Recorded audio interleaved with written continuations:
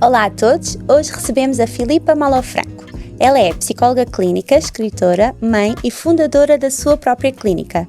Hoje queremos conhecer a mulher que está por trás da profissional e mergulhar nas suas visões sobre psicologia, maternidade, no fundo na saúde que nasce com cada vida. Olá Filipa. Olá. Muito obrigada pela tua Obrigada presença. eu pelo convite. Obrigada. A pergunta que todos querem saber, quem é a Filipa Malofranco? Bem, essa é sempre uma pergunta muito difícil de responder, não é? Eu acho que sou muitas coisas e é uma resposta que eu costumo dar com frequência, que sou muitas coisas e não tenho medo de assumir isso mesmo. Às vezes nós olhamos para nós, não, sou a Filipa psicóloga, sou a Filipa mãe, eu sou um conjunto de coisas, de características, com a sua história, vou mudando ao longo do tempo e, portanto, enfim, sou uma pessoa e isso é importante também de assumir. E que memórias e experiências te trouxeram à mulher que és hoje? Ora, isto dava uma bela consulta de psicanálise. Temos tempo, queremos conhecer. Eu acho que nós somos sempre um conjunto de histórias e não só histórias nossas, portanto somos um conjunto de histórias nossas, histórias das pessoas que nos criaram, histórias das pessoas que fazem parte da nossa vida e que passam a ser relações significativas. E portanto eu sou provavelmente, a parte de toda a genética, obviamente, a consequência de todo esse ambiente e de todas essas histórias. Posso dizer, da parte profissional, que este caminho não foi simples, ou seja, nem eu sempre quis psicologia e cheguei até, tenho uma licenciatura em Ciências da Saúde, depois ainda entrei em Medicina Dentária, o meu objetivo seria entrar em Medicina Dentária, depois percebi que não gostava nada daquilo, foi assim um grande choque para toda a gente, não é? Incluindo a minha família, que estava convencida de que eu iria seguir aquele percurso e, portanto, algo na psicologia me apaixonou e sempre me apaixonou. E depois também é curioso que quando eu fui para a psicologia achava que o meu trabalho passaria exclusivamente pelo autismo. Hoje em dia é das poucas áreas da infância que eu não trabalho e, portanto, é muito curioso ver que a par da nossa evolução e do nosso conjunto de histórias, o nosso percurso também se vai moldando, não é? E aquilo que é uma verdade hoje não significa que seja uma verdade amanhã ou daqui a 10 anos. Verdade. Daí que quando façam aquelas perguntas de como se imagina daqui a 10 anos, é muito difícil de responder, porque nós vamos sempre responder à luz daquilo que nós acreditamos hoje. E portanto eu acho que sou consequência de tudo isto. Com a certeza de que é tudo mutável, não é? Certo. E que nós podemos sempre nos transformar e evoluir consecutivamente. Certíssimo, portanto, acabaste por responder que a psicologia não foi sempre o teu caminho. A psicologia não foi sempre o meu caminho de todo, mas foi das decisões mais importantes da minha vida escolhê-la. Eu sempre fui uma apaixonada pela mente humana e pelas relações humanas, sempre, aliás. Os meus pais descreviam-me enquanto criança de que eu era sempre muito atenta às emoções, muito sensível. Revejo até o meu filho mais velho aqui, muito sensível às emoções de todos, ficava muito... Os meus pais referem que às vezes a ver filmes ficava mesmo muito transtornada com a tristeza dos outros, com o sofrimento, queria sempre ajudar toda a gente e eu sempre os meus pais sempre, enfim, tentaram mediar essa ajuda, porque às vezes colocava-me a mim sempre em segundo plano e portanto eu olhando para trás consigo perceber que as emoções sempre tiveram um papel muito importante na minha vida. Pronto, e de certa forma moldaram depois a decisão futura que eu iria escolher. Certo. E o que é que te fascina mais no mundo das emoções, da mente? Na verdade, o que me fascina mais na psicologia nem são as emoções, são as relações. Okay. Ou seja, é muito fascinante ver como, através de uma relação terapêutica, as pessoas transformam-se mesmo. E transformam mesmo. E é mesmo maravilhoso, é incrível. de se ver isso, o poder da relação humana, o poder do acolhimento, o poder do colo e a certeza de que ele funciona mesmo. E então é uma inspiração ver as pessoas com as quais já trabalhei e que começam num lugar e depois florescem. Ainda ontem tive uma consulta em que falava sobre isto com uma pessoa com quem eu trabalho, e de facto é incrível ver que, tal como Coimbra de Matos já falava, que a nova relação, ou seja, as novas relações que nós vamos tendo, transformam e é mesmo muito bonito. E acho que é isso que me apaixona em qualquer idade. Eu trabalho muito, depois, a parte do bebê e da dia. E é muito bonito de se ver que esta relação logo nos primeiros anos é essencial e é um alicerce fundamental para o resto da vida, porque as pessoas acreditam na relação e acreditam no outro e acreditam que o mundo é um lugar bonito, mesmo tendo, enfim, alguns pontos muito negros, não é? Mas a relação é o alicerce para tudo isto. E há algum momento que tu te recordes, ou melhor, que nunca te vais esquecer, ou pessoa que despertou esse interesse em ti? Alguma coisa? Lá está, quando estavas a falar quando eras pequena? Sim. Para a psicologia. Exatamente. Sim, eu recordo muito uma professora que eu tive de bioética. Eu infelizmente já não me lembro do nome dela. Foi uma professora que eu tive no meu primeiro curso. Mas lembro-me que ela fez com que eu olhasse para a psicologia de forma diferente. Eu até atrevo-me a dizer que eu nem sei se ela era psicóloga, mas ela, não sei, já não me lembro em concreto o que é que foi, mas lembro-me que depois, eram as únicas aulas que eu não queria faltar. Okay. E ia sempre, ela tinha assim muitos caracóis, era loira, e falava muito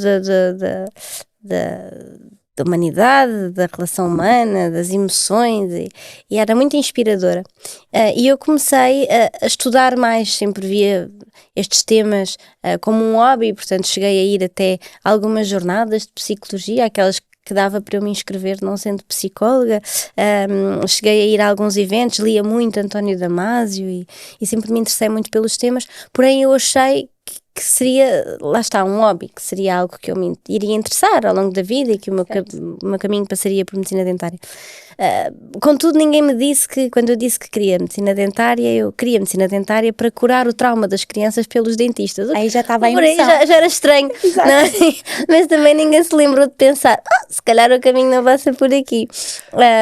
Mas de facto já aqui existia aqui um motivo intrínseco que em nada se relacionava com a medicina dentária, não é? Portanto, relacionava-se com a emoção em torno da medicina dentária. E que é muito curioso. E essa professora eu acho que foi muito importante para mim, porque me suscitou aqui algum interesse nesta área, e depois acho que foi o ganhar coragem de assumir que o meu caminho seria outro, não é? E este ganhar coragem não só para nós, mas principalmente para as pessoas significativas da nossa vida, foi demorado, ou seja, demorei aí um ano, foi um ano muito difícil, com muita ansiedade, inclusive crises de ansiedade em torno desta questão, porque eu estava a lutar contra aquilo que eu gostava muito, e quando nós lutamos contra aquilo que nós somos e contra aquilo que nós gostamos muito, o nosso corpo arranja forma de se manifestar. Então foi assim um ano complicado, e que quando eu assumi a decisão fui com muito medo. Claro. Mas hoje olho para trás e penso, eu tenho muito orgulho na decisão que tomei, e depois, claro, do apoio das pessoas que mesmo a medo, enfim, deram um tiro no escuro. Acho que no fundo elas já te conheciam e sabiam perfeitamente a tua vocação, porque podemos dizer isso, que é a tua vocação. Trabalhas nas áreas perinatal, certo? Da parentalidade, infância e sono pediátrico. Sim. Podes explicar de maneira simples cada uma delas e o que é que as distingue? Sim, eu acho que elas de certa forma interligam-se, não é? A área perinatal relaciona-se muito com a fase da pré-conceição, fertilidade, infertilidade também, gravidez, pós-parto. Não sabia que já partia daí. Sim. Okay. Trabalhamos com estas áreas todas, gravidez e pós-parto. Depois, os bebés e a díade relacionam-se também com esta questão do pós-parto. Portanto, a questão do pós-parto e da parentalidade vem frequentemente associada, não é? Portanto, isto é quase como se fosse um contínuo. Eu costumo dizer que eu gosto de trabalhar a primeira infância que também se relaciona, claro, com as relações com os pais.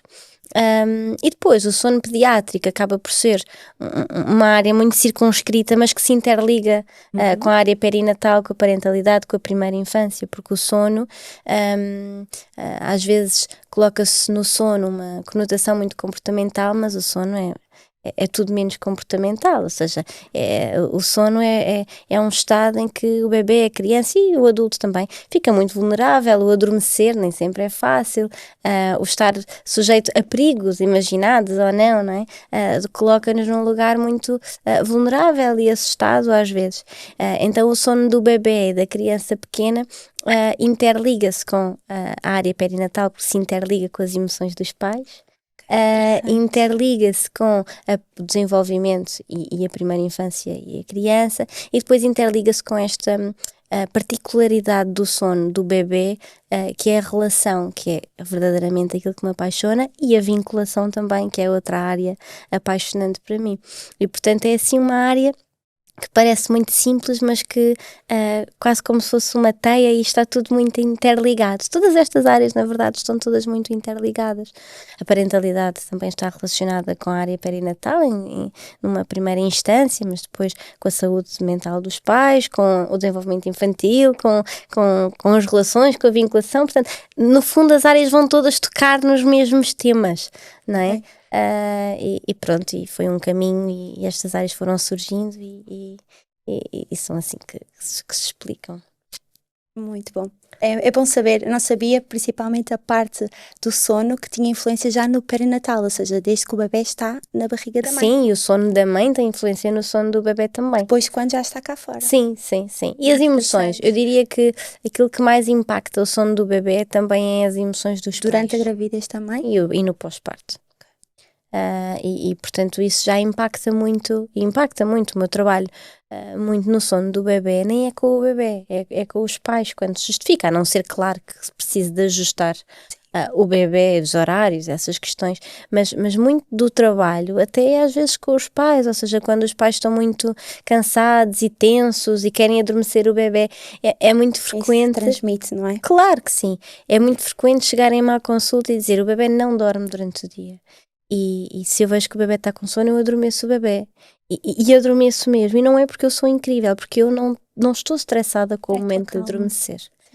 E de facto isto acaba por ajudar os pais a perceberem que se estão a tentar adormecer um bebê a medo, a bufar, com medo que ele não adormeça, o colo deles fica tenso, o olhar deles fica tenso, o bebê sente que alguma coisa não está bem, e assim o bebê não relaxa. Se não relaxa, não adormece, não é? E portanto, nós trabalhando as emoções dos pais, acabamos por trabalhar o sono dos bebês. Certíssimo. Enquanto profissional especialista, depois podes falar enquanto mãe também, o que é que te fascina mais neste mundo da maternidade e do início da vida?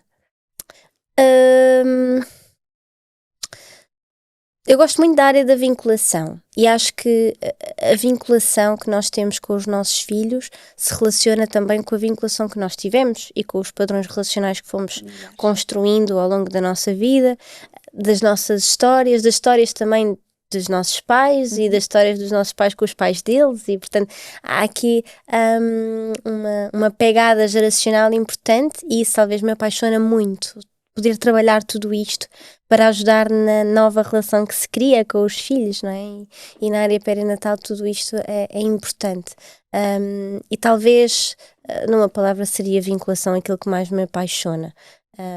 Conseguir promover boas relações, e relações que sejam alicerces para o resto da vida, quebrar às vezes padrões, não é? Que nós vamos construindo, porque nós sabemos que a vinculação que nós temos, principalmente com os nossos cuidadores principais, nós tendemos a recriá-la ao longo da nossa vida, nas nossas relações amorosas, nas nossas relações com padrões familiares, sim, não é? Sim, mas que se reconstroem. Sim, não temos que repetir. Não temos que repetir, às vezes é difícil, às vezes teremos uma tendência mas a psicoterapia ajuda muito a ganharmos consciência desta tendência e a conseguirmos fazer diferente, e eu gosto muito desse trabalho. Sim. Depois, na área perinatal, também gosto muito quer dizer, eu gosto da psicologia no geral e, portanto, conseguimos apanhar tudo um pouco, mas eu confesso que a área que eu gosto mais é o trabalho de dia, ou seja, é quando trabalha a mãe, o bebê, o pai, o bebê, e trabalha esta relação entre eles e depois ver a relação a florescer. Eu confesso Quase que para como mim é muito foste tu emocionante. que construíste aquela família. Quase. Não, Claro não que sinto assim, sinto que como ajudaste. que ajudei a que eles possam ter uma parentalidade mais tranquila e uma Saudável. relação mais simples.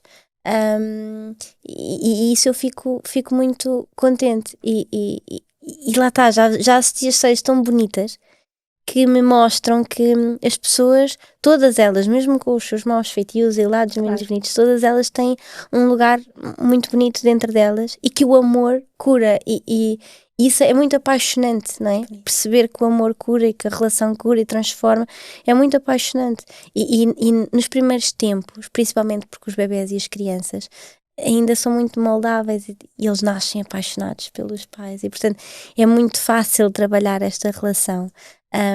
E talvez seja aí uma parte, quando nós crescemos já todos nós temos muitas histórias, não é? Dentro de nós é mais complicado. Imagino, por exemplo, terapia de casal eu não o faço, mas na minha clínica tenho uma equipa de terapia de casal e lá está, é trabalhar duas pessoas que já têm muita história, será algo mais complexo. Aqui nós temos na parte da primeira infância, nós temos um bebê que nasce perdidamente apaixonado. O mundo para ele são os pais e, portanto, trabalhar e usar estes recursos também, eu gosto muito da parte da biologia e das neurociências e, portanto, aliar tudo isto, eu acho que é fantástico, é apaixonante para mim. Muito bom. E quais são os maiores desafios que encontras nas famílias, nas mães, nos bebés? Sim, eu acho que o maior desafio são os palpites e o excesso de informação. Eu acho que os pais hoje em dia têm muito medo de errar, têm muito medo de traumatizar os filhos e então andam sempre muito espartilhados, não é? Ou seja, às vezes têm medo de. Já me chegaram pais que têm medo de elogiar, têm medo de dizer que não, têm medo de dizer cuidado, têm medo. Às tantas têm que medir todas as palavras que vão sair daquela boca para não traumatizar. Mas Eu por acho causa que das pessoas à volta? das pessoas, dos profissionais, dos livros, quer dizer, eu acho que andam todos à procura de um manual de instruções para serem melhores pais e assim deixam de o ser, não é? Porque as relações querem-se autênticas e vulneráveis. Não são todos iguais, os bebés. Todos né? nós vamos errar e o erro faz parte da aprendizagem. Eu costumo dizer muito aos pais que é bom que errem, porque nós também queremos ensinar aos nossos filhos que as relações não são perfeitas. Claro que há o erro e depois há um erro muito grande quando entra violência, obviamente, mas nós podemos pegar no erro e repará-lo. E esta reparação é muito mais importante que o erro. E ensina aos nossos filhos que eles também vão errar, mas que as pessoas não se afastam deles por causa disso e eles vão crescer com esta segurança nas relações de que nós podemos reparar mesmo quando somos um bocadinho estúpidos, não é? Porque às vezes somos um bocadinho estúpidos, não é? E, portanto, este trabalho e esta confiança na relação é muito importante. Portanto, acho que este é o maior problema hoje em dia da parentalidade, é este. E depois diria que há outro, que nós vimos às vezes de uma geração muito autoritária, não é? O adulto manda, a criança não tem voz, a criança não tem quereres, e hoje em dia, em resposta a tudo isto, que não teve um impacto positivo, andamos com uma permissividade muito desmedida, não é? E este também é um problema. Às tantas não há limites, não há regras, não há um autoritarismo que é aquilo que é essencial numa educação e, portanto, há uma permissividade em que as crianças acabam por não ter um guia. E assumem que podem fazer tudo o que querem, enquanto que eu acho que as crianças devem ter voz e devem poder exprimir aquilo que querem, não podem fazer tudo aquilo que querem, senão o dia seria andar a correr no meio da estrada, comer doce a toda a hora, não é? E portanto, não dormir e andar à chuva só de cuecas, e portanto, isto seria que eu compreendo, mas quer dizer, tem que haver limites, tem que haver aqui um guia, nós temos que ser um guia para as crianças, tem que haver regras, tem que haver limites bem estabelecidos. O que eu acho que às vezes é um bocadinho confuso é que no meio de uma permissividade e de uma autoridade desmedida existe um meio termo e existe um equilíbrio, e é esse equilíbrio que nós temos que encontrar. Aquilo que eu acho que é importante na parentalidade é nós conhecermos o desenvolvimento infantil e percebermos que, por exemplo, se aos 12 meses não faz muito sentido estarmos a dizer que não e assumir que a criança assume ou não, aos 4, 5 anos isto já é expectável. Se aos 2 anos é normal que bata em resposta impulsiva, aos 7 anos isto já não é expectável que aconteça, quer dizer, às vezes, num momento pode acontecer, não é expectável que seja o modus operandi, não é? E, portanto, nós temos também que adaptar as nossas exigências à criança, ao seu desenvolvimento e àquilo que elas são capazes de fazer. E acho que isto ainda é muito difícil, até porque na sociedade existem ainda muitos mitos e muitos deveres que a criança deveria ter que ela não consegue ter. Hoje em dia as crianças andam muito espartilhadas, têm que estar sossegadinhas. Uma criança sossegadinha, caladinha é vista ainda, erradamente, de uma forma muito mais saudável que uma criança que brinca, que corre, que se mexe, não é? E nós estamos a abafar a infância e isso terá consequências na vida futura. E depois, por outro lado, há pais que abafam e depois há pais que não medeiam, e então isto é um problema. Um meio com dois termo. polos. Exato. Falta um meio termo. Falta meio termo. E que tipo de transformações é que tu consegues ver quando a saúde mental é cuidada desde o início? Bem, para isso eu teria que fazer um estudo longitudinal assim, e acompanhar. Não sei se consigo responder a essa pergunta. Eu acho que as primeiras. Ou falando de exemplos, que é mais fácil. Sim, eu acho que as primeiras relações são muito importantes. Não significa que aquela criança ou aquele futuro adulto nunca há de ter problemas, não é? Eu acho que os problemas fazem parte da vida, os desafios fazem parte da vida, as fases menos boas fazem parte da vida. As relações que nós temos ao longo da nossa vida não são só com os nossos pais e, portanto, nós podemos ter até uma vinculação muito segura com os nossos pais e depois desenvolver algumas vinculações mais inseguras ao longo da nossa vida. Agora, aquilo que nós sabemos é que nos primeiros anos é como se fosse a base da nossa casa. E nós tendo um alicerce seguro, nós conseguimos estar mais predispostos a relações mais saudáveis ao longo da nossa vida. O que não significa que nós não vamos ter momentos difíceis. Nós vamos ter momentos difíceis. Eu acho é que nós devemos ensinar os nossos filhos ou as nossas crianças a confiarem no outro. E eu acho que quando nós não confiamos no outro, ou temos medo do outro, ou achamos que, enfim, o outro não vai estar disponível e, portanto, eu vou ter que conseguir tudo sozinho, eu acho que é a base para o desenvolvimento de parte da doença mental. Certo. E, portanto, eu não consigo dizer em concreto uma evolução de uma criança com este cuidado que chegou à vida adulta, mas consigo dizer do ponto de vista da evidência científica e do ponto de vista do desenvolvimento e daquilo que nós sabemos à luz da psicologia, que a base e os primeiros anos é extremamente importante como promotor de saúde mental pela qualidade da relação e do vínculo. E pegando no pós-parto, também podemos ir por aí. A diferença na transformação quando há um acompanhamento psicológico, neste caso, com a mãe, no pós-parto, por exemplo. Pronto, claro que o problema da área perinatal é que as mães e os pais, mães, pais, o que for, os adultos, procuram ajuda muito tarde. Ou seja, existe um conjunto de prioridades que para eles são importantes, nomeadamente o bebê em primeira instância, e quase que adiam a sua saúde e aquilo que estão a sentir, e esse é o grande desafio da área perinatal, apanhamos já os casos tardiamente, não é? E, portanto, sensibilizar para a importância, claro que um acompanhamento desde uma gravidez, vamos imaginar, uma mãe que já se sente muito triste, que não se sente ligada ao bebê, ou que se sente muito ansiosa, ou que de repente começa a ter comportamentos e rituais um bocadinho obsessivos, e, portanto, tudo isto, tudo aquilo que se manifesta na gravidez, a probabilidade de se enaltecer no pós-parto é tremenda, não é?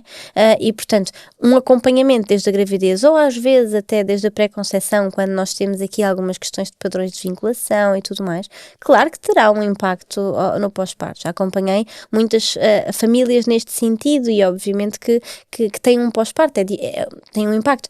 É muito diferente nós apanharmos uma mãe com tempo do que apanharmos uma mãe em pós-parto que já está em privação de sono, porque o bebê, enfim, os bebés acordam muitas vezes, a nível hormonal, quer dizer, há toda uma bomba hormonal que não ajuda também à regulação emocional, há também um rearranjo do casal, não é? Que também influencia o bem-estar de todos, há uma transformação da própria mulher e, portanto, há um conjunto de fatores que se vão só enaltecer tudo aquilo que já é vivido e daí que seja muito importante sensibilizar para a área perinatal e para não descurarmos de que nós temos que estar bem também para conseguirmos estar mais disponíveis para o nosso bebê.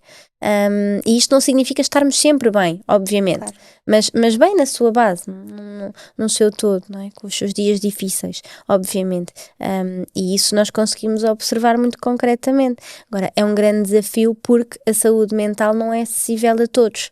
E ter estas conversas é sempre muito complicado, porque isto é uma realidade para quem pode, de facto, financeiramente ter acesso, mas hoje em dia em Portugal nós temos ainda um sistema de saúde na área da saúde mental que ainda não dá resposta, não é? E, portanto, existe uma grande franja da população que não consegue fazer diferente.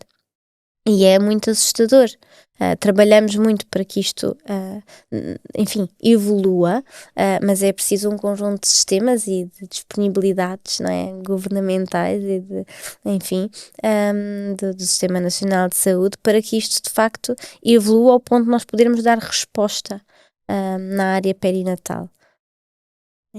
Eu acho que faz muita falta, por experiência própria, por pessoas que já falaram comigo, por algumas dúvidas que nós temos logo no início e não conseguimos falar com amigos porque sentimos mal por pensar se quer isso do nosso filho ou de nós, faz muita falta, sem dúvida alguma. E olha, falando em nascer, princípios, inícios, como é que nasceu a tua clínica?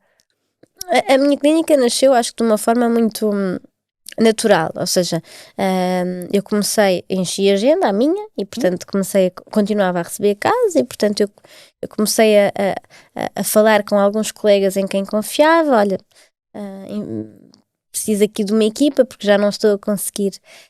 Entretanto, enfim, comecei a escrever livros, comecei a evoluir profissionalmente, os casos foram chegando cada vez mais e foi assim que nasceu, ou seja, comecei a ter uma equipa cada vez maior e depois criou-se então a clínica e deu-se um nome, no início não tinha, no início era só, pronto. Era eu que recebia os casos e depois criou-se um nome e a clínica, e hoje, este ano, abrimos uma clínica física em Lisboa, temos a sede em Lisboa e depois temos uma equipa em Portugal, ou seja, temos uma equipa em Braga, no Porto, na Madeira, no Alentejo, e portanto temos aqui uma equipa espalhada em vários pontos, que trabalha online e presencial em locais parceiros, e depois temos a nossa sede em Lisboa, que é uma clínica que convido-vos a conhecer, está muito linda, modéstia à parte, muito acolhedora.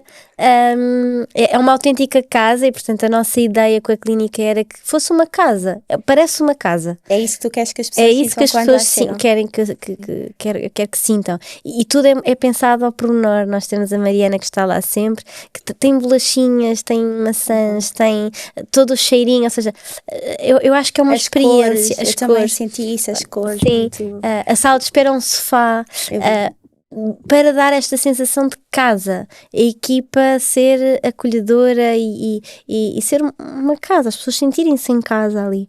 E este é o verdadeiro objetivo com a clínica, e estou muito orgulhosa dela, de toda a minha equipa, porque isto não se consegue sozinho.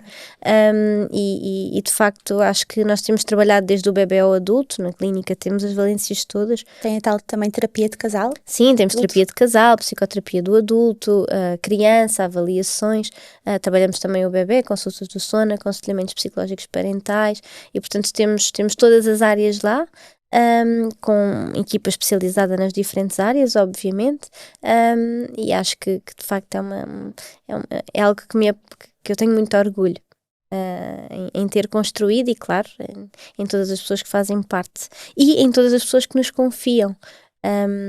Porque realmente é muito inspirador quando confiam em nós e vermos realmente as relações e as pessoas a florescer é sem dúvida fantástico.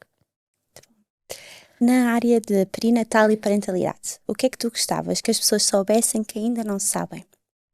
A importância, posso perguntar desta maneira, a importância que Sim. é a psicologia perinatal e parentalidade? Sim, bem, eu acho que é importante em primeiro lugar as pessoas estarem mais conectadas com os seus instintos. Claro que quando nós estamos presente perante uma doença perinatal, os nossos instintos também podem ficar aqui um bocadinho toldados, não é? Enfim, mas na maioria das vezes o nosso instinto também diz muito acerca da nossa base biológica, das nossas necessidades enquanto mamíferos e, portanto, eu acho que facilitava muito na área perinatal e na parentalidade se nós ouvíssemos mais os nossos instintos. E depois acho que é muito importante na área perinatal, sempre que há sinais de alerta, sempre que nós não estamos bem, sempre que estamos num grande sofrimento, num sofrimento que já altera a nossa vida, quando estamos muito ansiosos ou com muitos medos, quando depois em casos mais graves já temos, por exemplo, comportamentos um pouco delirantes ou aqui situações que realmente afetam as relações e os outros, é muito importante nós procurarmos ajuda, é crucial e se a nossa prioridade é o bebê, então nós temos mesmo que procurar ajuda porque a doença mental perinatal afeta a mãe, a família, o bebê, afeta todos. E não é culpa da mãe, nem culpa do pai, porque a doença perinatal não afeta só as mães. Não é culpa das mães nem dos pais, é o que é, e lá está, novamente, nós somos um conjunto de histórias este momento perinatal é considerado até um momento de crise, porque há muitos fatores de risco que se podem interligar e, portanto, criar quase uma bomba atómica, e é muito importante nós estarmos sensibilizados para, se nós conhecemos alguém nesta situação, porque às vezes é muito difícil enquanto pessoas nós assumirmos isto, mas se nós conhecemos também alguém nesta situação, ajudar esta pessoa a dar uma hipótese à terapia e a procurar ajuda, porque realmente é muito, muito importante. E na área da parentalidade, eu acho que é importante nós conhecermos um pouquinho mais sobre o desenvolvimento infantil, não termos tanto medo das crianças serem crianças, confiarmos no nosso instinto, não termos medo da dependência, porque é a partir da dependência que eles realmente vão ser autónomos e não o contrário. A frase do crescem rápido. Exatamente. Se eu tinha aproveitado melhor. É isso. Eu costumo dizer muito aos pais, a infância é fugaz e, portanto, aproveitem, porque a maioria do vosso tempo não vai ser com a dependência dos vossos filhos. E, portanto, aproveitem a dependência, não queiram que eles cresçam demasiado rápido, porque a única coisa que fica é a saudade. E essa nós, enfim, só poderemos olhar para as memórias que fomos construindo. E daí que eu acho que devam aproveitar, porque só têm a ganhar. Toda a gente só tem a ganhar com este momento.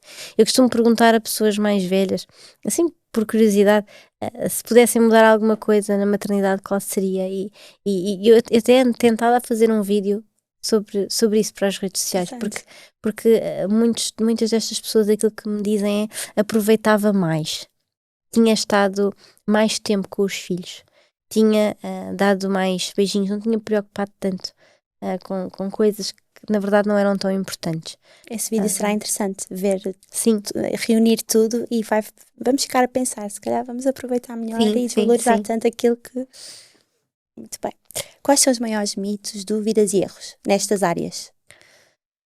São áreas muito diferentes. Sim.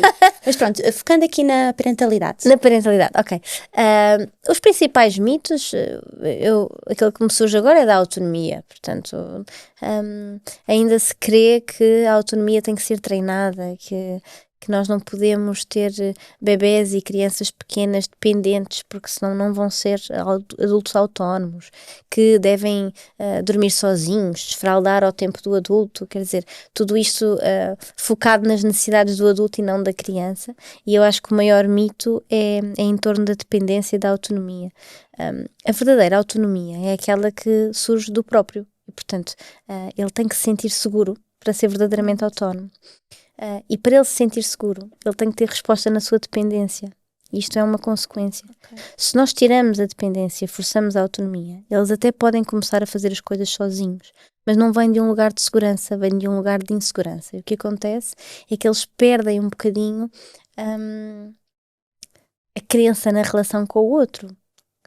Muito naquela lógica do adulto que acha que não pode pedir ajuda porque tem que ser forte e tem que conseguir sozinho, né? Pronto.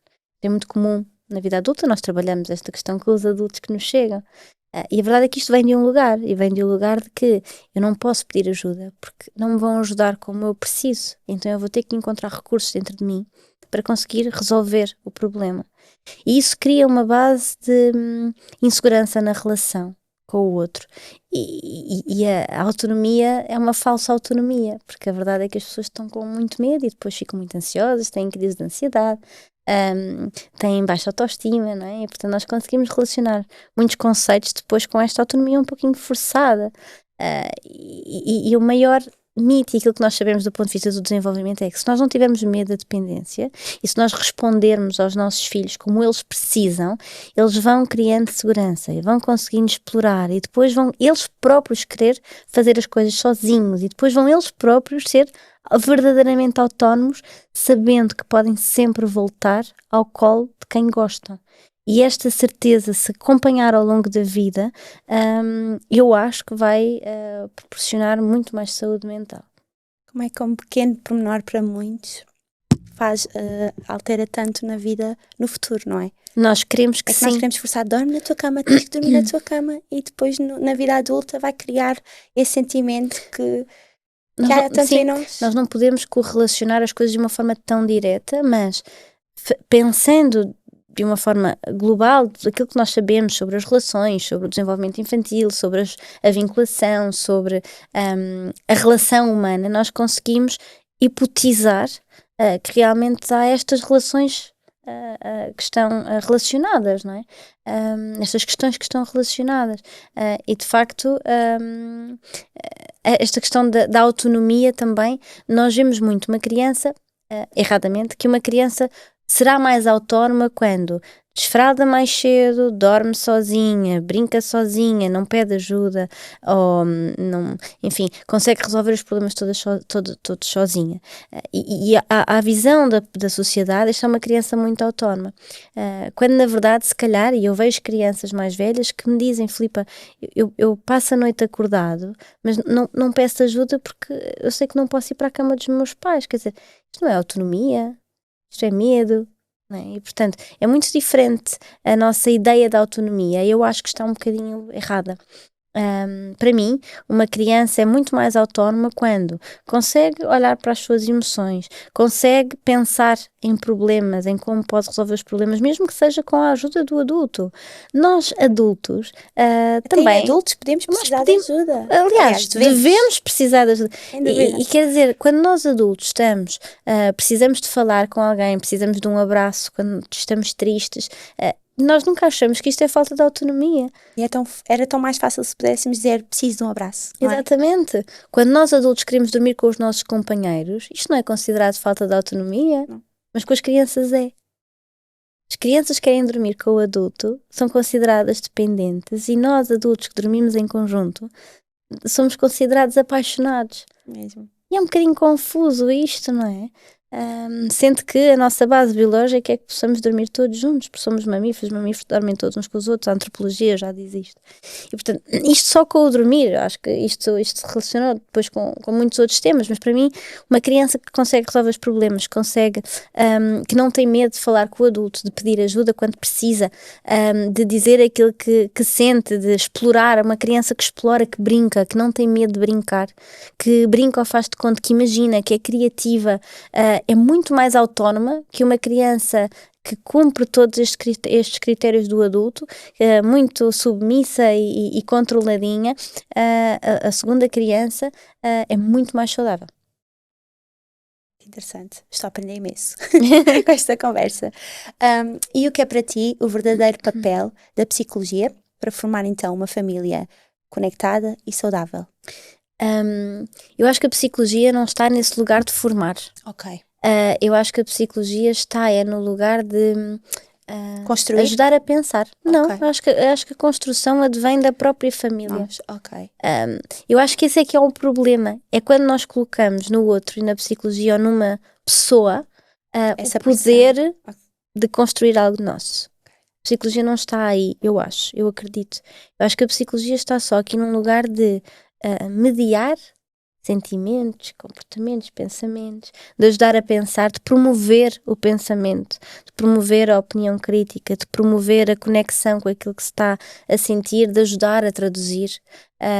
E acho que a psicologia está mais neste lugar de mediar, de apoiar, de acolher, de mostrar que a relação é importante, de mostrar que o amor transforma, do que propriamente de direcionar. Acho que nós não estamos aqui e acho que nós não devemos estar aqui também. Acho que a construção tem que partir da própria família, tem que partir da própria pessoa, para que seja uma construção verdadeira. Se parte do outro, por exemplo, se eu dou o peixe, quer dizer, a pessoa não aprende a pescar. E de facto nós temos que há um vídeo muito engraçado, agora lembrei-me, que vi no outro dia, até me enviaram nas redes sociais, que eram duas mulheres e uma era a psicóloga, dizia lá na legenda, e a outra era o paciente. E o paciente estava com um pauzinho a tentar apanhar uma coisa e não estava a conseguir.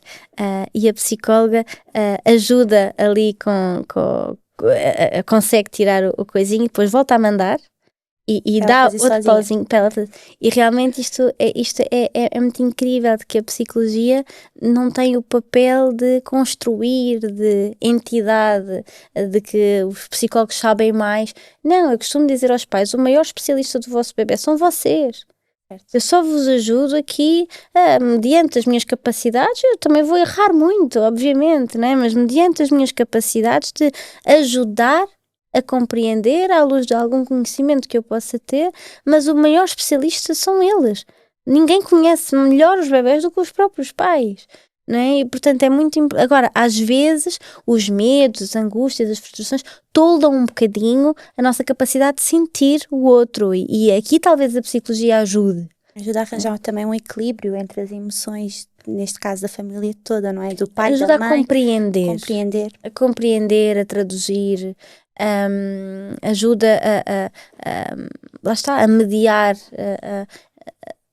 este comportamento, a perceber as emoções, a acolher, ajuda mais neste sentido, e isso por si só já é muito transformador.